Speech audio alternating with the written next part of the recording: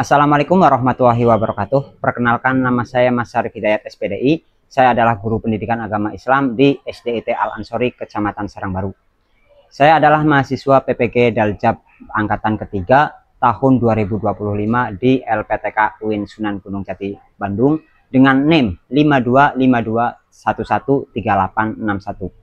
Pada kesempatan kali ini saya akan mempersembahkan video praktik pembelajaran yang dilaksanakan pada tanggal 2 Oktober tahun 2025 di kelas 6 dengan materi hukum halal dan haram menggunakan metode problem based learning. Selamat menyaksikan. Assalamualaikum warahmatullahi wabarakatuh. Waalaikumsalam warahmatullahi wabarakatuh. Apa kabar semuanya? Alhamdulillah.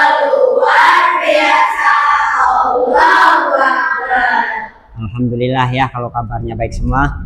Oke, sebelum kita memulai pelajaran, silahkan ketua kelasnya pimpin doa terlebih dahulu agar pelajaran kali ini dipermudah dan bisa bermanfaat buat kita semua. Silahkan ketua kelasnya, Kinara. Siap. Berdoa dimulai. A'udzubillahi minasyaitonirrajim. Alhamdulillahi rabbil alamin.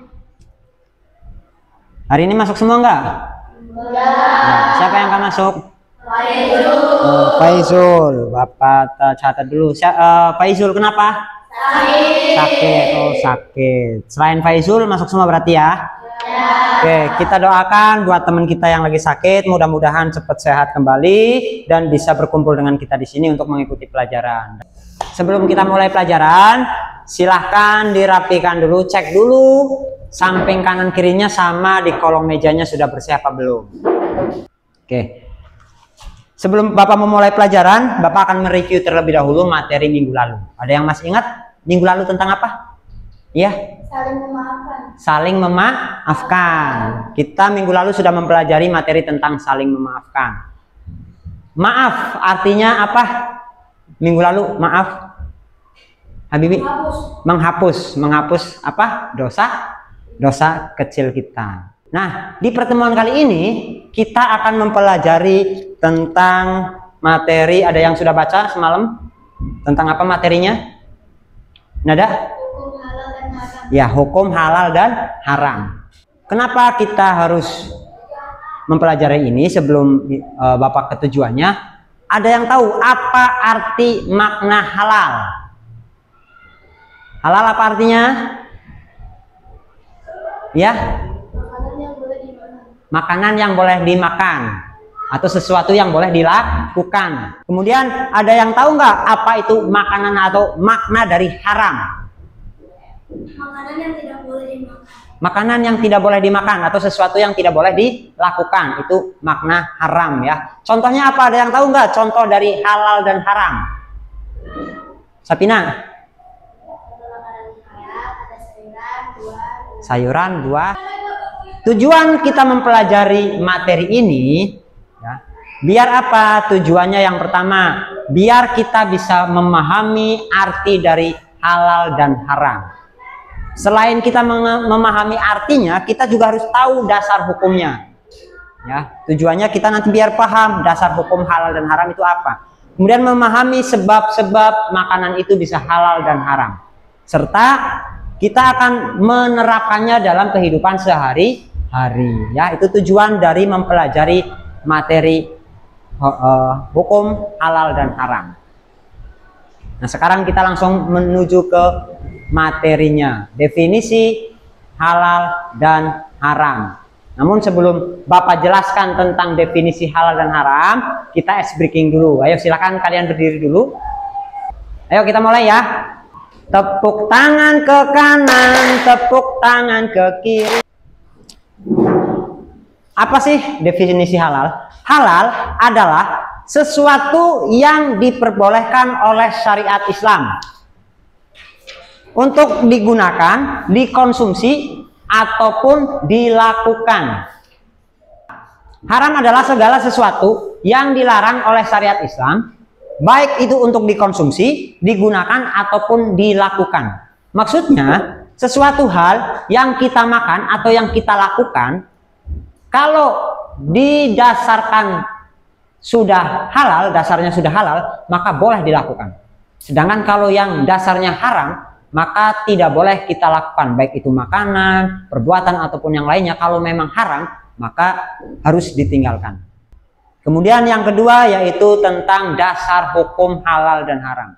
Dasar hukumnya yang pertama yaitu Al-Quran. Dasar hukum yang pertama adalah Al-Quran. Al-Quran adalah dasar hukum utama dalam ajaran Islam. Segala sesuatu atau segala yang dihalalkan dalam Al-Quran sudah pasti halal. Dan segala sesuatu yang diharamkan dalam Al-Quran sudah pasti haram hukumnya. Halal dan haram yang bisa menetapkan hanyalah Allah Subhanahu wa Ta'ala, Tuhan semesta alam, atas apa yang telah diciptakannya. Hal ini sesuai dengan surat Al-Maidah ayat 87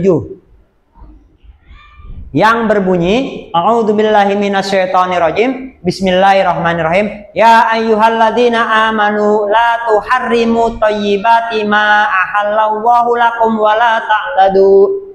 Innallaha la yuhibbul mu'tadin. Yang artinya, wahai orang-orang yang beriman, janganlah kamu mengharamkan apa yang baik yang telah dihalalkan oleh Allah kepadamu, dan janganlah kamu melampaui batas. Sesungguhnya Allah tidak menyukai orang-orang yang melampaui batas. Ini dasar hukum yang pertama, yaitu Al-Quran. Sedangkan dasar hukum yang kedua, yang selanjutnya dasar hukum yang kedua adalah Al-Hadis, ya, atau As-Sunnah.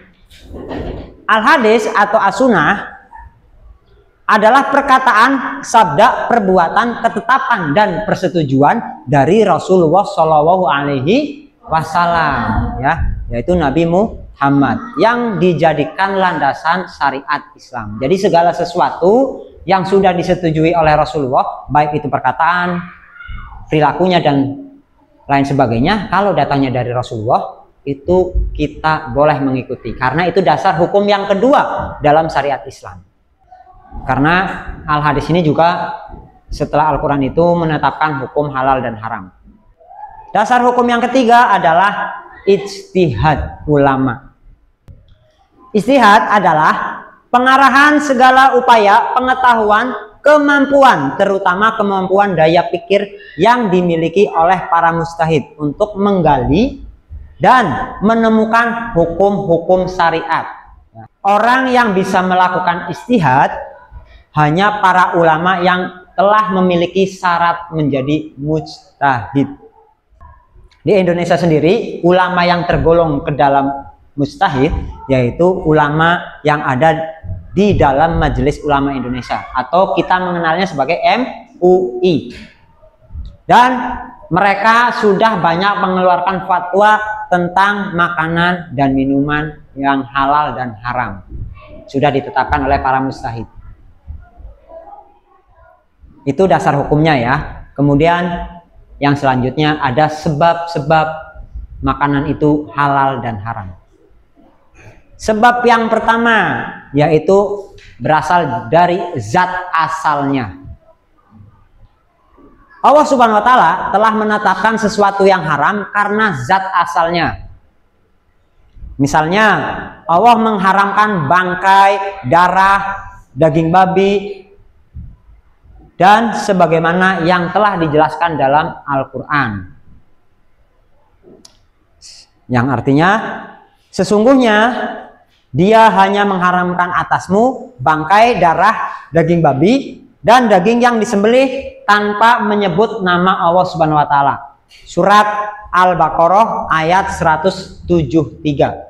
Dari sini jelas, ya, baik daging babi, bangkai, darah ataupun binatang yang disembelih tanpa menyebut nama Allah, hukumnya haram untuk dimakan. Kemudian sebab yang kedua, kenapa bisa menjadi haram? Karena sifat asalnya. Yang kedua karena sifat asal. Maksudnya perbuatan dan sikap yang sifatnya buruk, jahat, judi ataupun syirik itu diharamkan. Jadi perbuatan kita, ya, kalau kita judi atau kita nakal ataupun berbuat jahat, intinya yang buruk lah, itu haram hukumnya. Yang selanjutnya sifat buruk yang dilakukan manusia, walaupun dengan niat, cara dan hasil sebagus apapun, tetap hukumnya haram. Contoh misalnya kita melakukan pekerjaan, ya, hasilnya bagus nih, tapi niatnya jelek, ya, niatnya buruk, maka walaupun hasilnya bagus, tetap hukumnya haram. Ya, karena ingat, sesuatu hal itu tergantung pada niatnya. Kalau niatnya bagus, maka akan menjadi pahala. Kalau niatnya buruk atau jahat, akan menjadi dosa dan masuk ke dalam haram. Ini sifat asalnya, ya. Sebab yang ketiga, kenapa bisa menjadi halal dan haram? Itu karena prosesnya. Sebab yang ketiga itu karena proses. Proses di sini maksudnya halal atau haramnya sesuatu bisa disebabkan oleh prosesnya, baik itu proses perbuatannya, pengerjaannya, ataupun cara mendapatkannya. Karena semua itu akan menentukan hasil dari apa yang kita lakukan, apakah nanti masuk ke halal atau haram. Misalnya nih, uang yang didapatkan dari menjual daging babi, ataupun dari mencuri, atau hasil korupsi, atau hasil judi, maka uang tersebut kalau digunakan menjadi haram.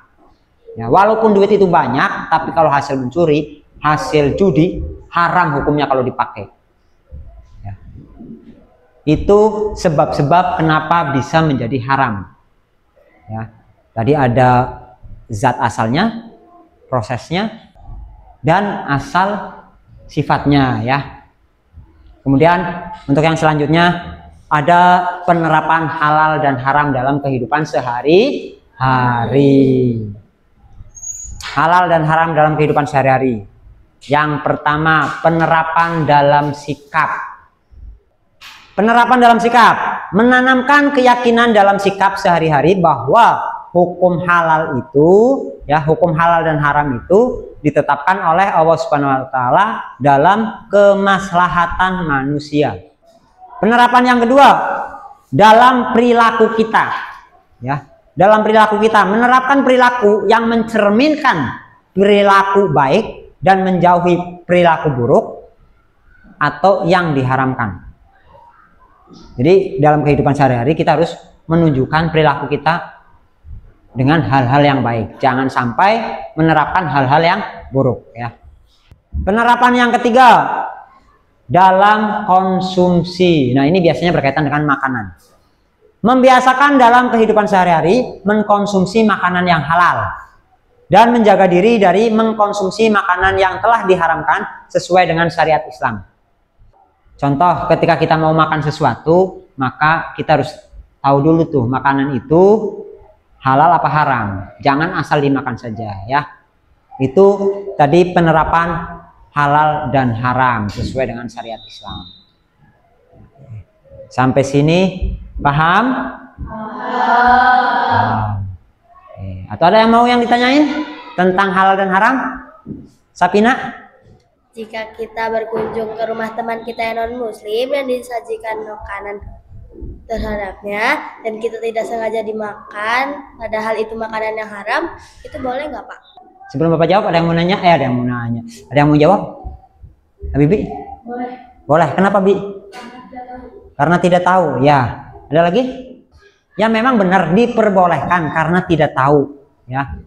Cuman kalau kita sudah dikasih tahu bahwasanya pas kita makan nih, tahu-tahu teman kita datang, itu yang ini jangan dimakan, ini haram di agama kamu. Maka ketika sudah dikasih tahu seperti itu, harus kalian sudahi makanan tersebut. Yang masih ada di mulut silahkan keluarkan atau dimuntahkan. Yang sudah masuk perut biarkan saja karena kita tidak tahu. Yang sudah masuk perut itu halal. Nah, yang masih di mulut karena sudah dikasih tahu harus dibuang. Biar tidak makan yang haram. Ada lagi yang berkaitan makanan atau minuman atau yang lainnya? Ya, Yoris. Jika kita disuruh makan katak, boleh nggak kita makan katak atau kodok buat obat? Sedangkan katak sendiri hidup di dua alam. Boleh nggak? Yang mau jawab boleh nggak? Ya?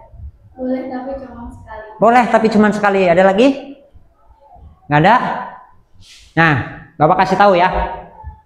Katak itu memang hidup di dua alam. Dan hewan yang hidup di dua alam itu hukumnya haram. Tapi kalau digunakan buat obat, boleh-boleh aja asal hanya sekali saja. Kalau tidak ada perubahan, maka jangan. Jangan diteruskan ya. Paham ya sampai sini paham? Paham.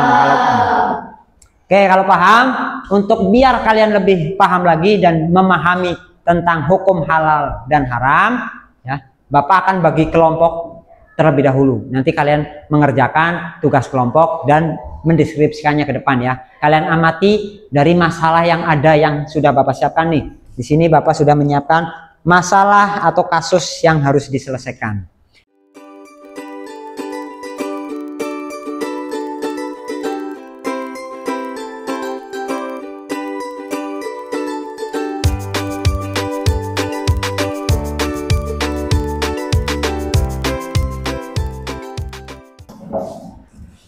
Oke, Bapak bagikan ya. Kelompok 1, kelompok 2. Kita sepakati berapa menit untuk menyelesaikan diskusi ini? 15? 15 ya? Oke. Kita mulai dari sekarang, silakan.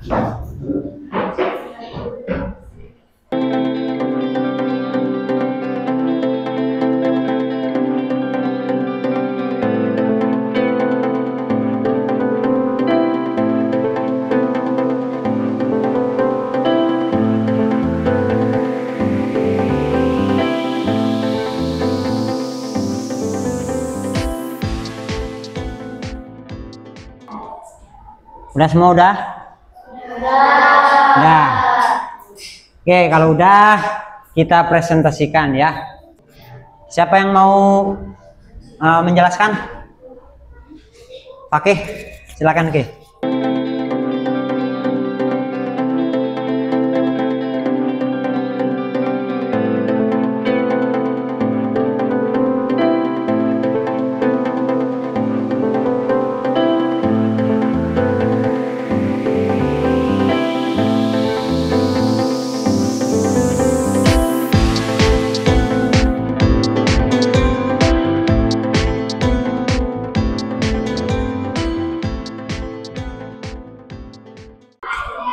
Sekian dari kami kelompok 2.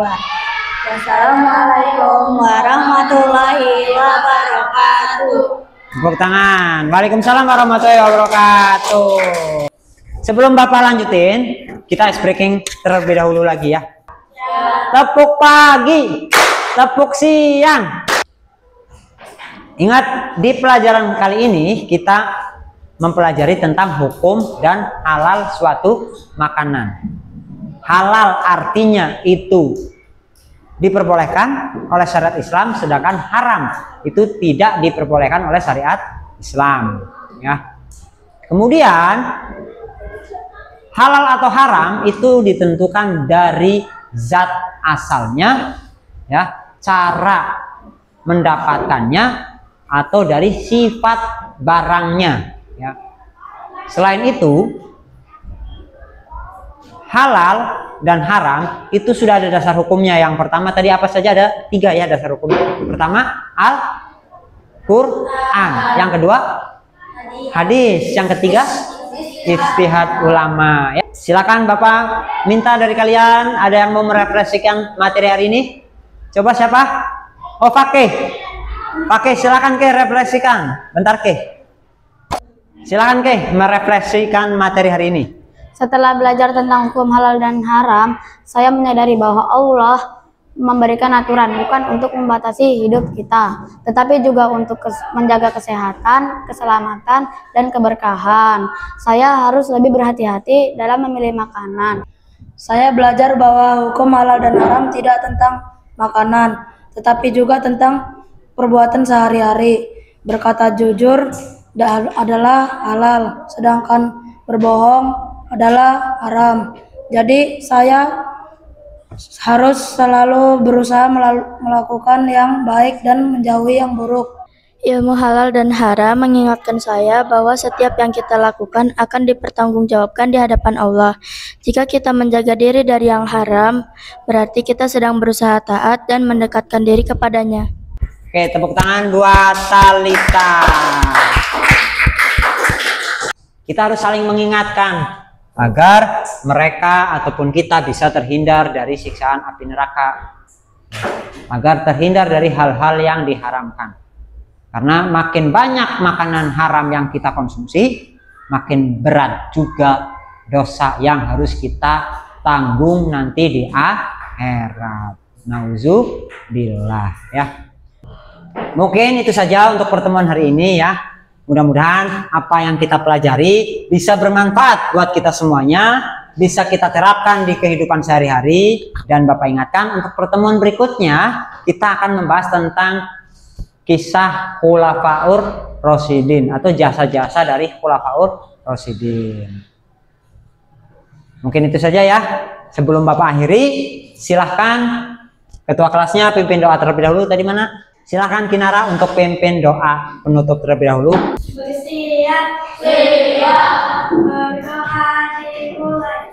Astaghfirullah wa atubu ilaik. Memberi salam.